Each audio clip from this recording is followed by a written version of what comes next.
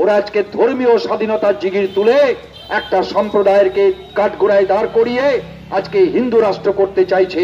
ওই বাবরি মসজিদ আজকে আমাদের কাছে লজ্জা, আমাদের কাছে অপমান। ওই বাবরি মসজিদের জায়গায় যে রাম মন্দির তৈরি করছে, ওই ধ্বংসকর্তাদের বিরুদ্ধে লিবারেশন কমিশন গঠন করার পর আমরা দেখেছি তাদেরকে বেকসুর খালাস করে দেওয়া হয়েছে। আমরা দেখছি ধর্ষণকারীদের গলায় মালা পরানো হচ্ছে। গুজরাট দাঙ্গার সময় যে বিলকিস বানুকে যারা ধর্ষণ করেছে তাদের গলায় মালা পরিয়ে ওই বিজেপির লোকরা সম্বর্ধনা দিচ্ছে। এ কোন ভারতবর্ষ? এই ভারতবর্ষ আমাদের ভারতবর্ষ নয়। তাই এই ভারতবর্ষের প্রকৃত ধর্মনিরপেক্ষ চরিত্র হিন্দু, মুসলিম, খ্রিস্টান সবার একতার ভারতবর্ষ গড়ে তুলতে আসুন। আমরা এক হই। 1992 সালের পর যখন দাঙ্গা হয়েছিল তখন বিশিষ্ট তথ্যচিত্র পরিচালক আনন্দ পটবর্ধন তিনি একটি তথ্যচিত্র নির্মাণ করেছিলেন, তার নাম রামকে নাম। রামকে নাম, রামের নামে যে ভণ্ডামি, রামের নামে যে বজ্জাতি, রামের নামে যে রাজনীতি, রামকে নাম করে যে সমস্ত আজকে ক্ষমতার রাজনীতি চলছে, মানুষের মৌলিক চাহিদাকে ঘুরিয়ে দিচ্ছে, তার বিরুদ্ধে সোচ্চার হয়েছেন।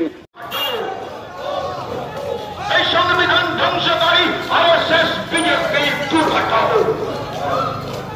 সংবিধান ধ্বংসকারী আরএসএস বিজেপি বজরং দল দূর হটাও।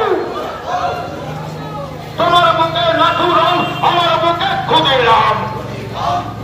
এই তোমার বুকে নাথুরাম, আমার বুকে ক্ষুদিরাম।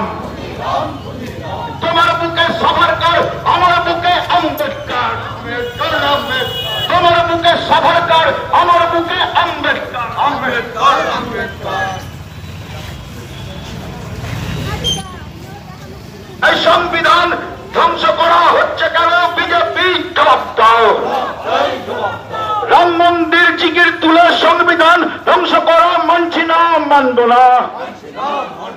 রাম মন্দিরের জিগির তুলে সাম্প্রদায়িক সম্প্রীতি ধ্বংস হতে দিচ্ছি না, দেব না। এই রাম মন্দিরের জিগির তুলে সাম্প্রদায়িক বিভাজন হচ্ছে। এই আদিবাসীদের স্বীকৃতি চাই, রাম মন্দির চাই না। এই জল জঙ্গল জমির অধিকার চাই, রাম মন্দির চাই না। এই কৃষকের ফসলের দাম চাই, রাম মন্দির চাই না। কৃষকের ফসলের দাম চাই, রাম মন্দির চাই না। এই বেকারের কাজ চাই, রাম মন্দির চাই না। সবার পেটে ভাত চাই, রাম মন্দির চাই না।